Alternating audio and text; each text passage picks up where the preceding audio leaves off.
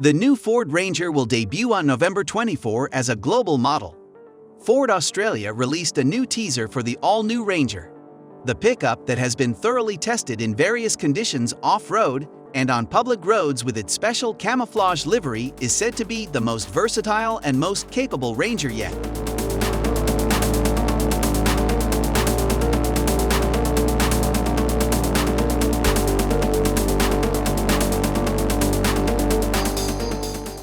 The new teaser is focused on the front LED headlights showing a darkened Ranger against the sun going through water.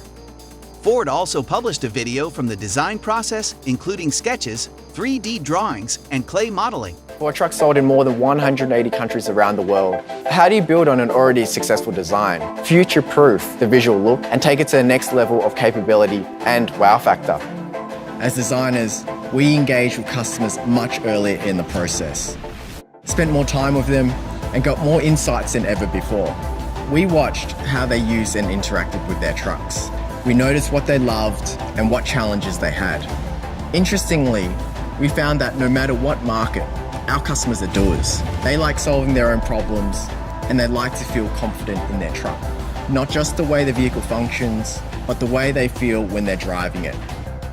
We took influence from our Ford global portfolio, but also trying to push the visual language of the truck so it feels contemporary and advanced when it hits the road.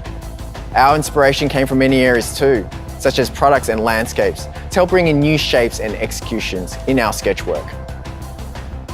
I get asked a lot, what was your biggest surprise from all the research? I can tell you it wasn't something on the exterior or anything on the interior.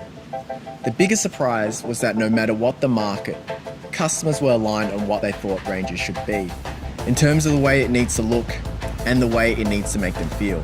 This was a really clarifying moment for us. The new generation Ranger was designed by Ford Australia, but it will be a global product, selling to more than 180 markets around the world. During development, the designers interviewed more than 5,000 people and observed hundreds of pickup owners in workshops so they could see what matters the most to them. The new Ranger should ride on an upgraded version of the T6 ladder frame architecture, similar to the one used by the Bronco, which will be shared with the 2023 Volkswagen Amarok. It is expected to get the 2.3-liter EcoBoost 4-cylinder, the 2.7-liter EcoBoost V6, and possibly the 3-liter EcoBoost V6 for the flagship Ranger Raptor.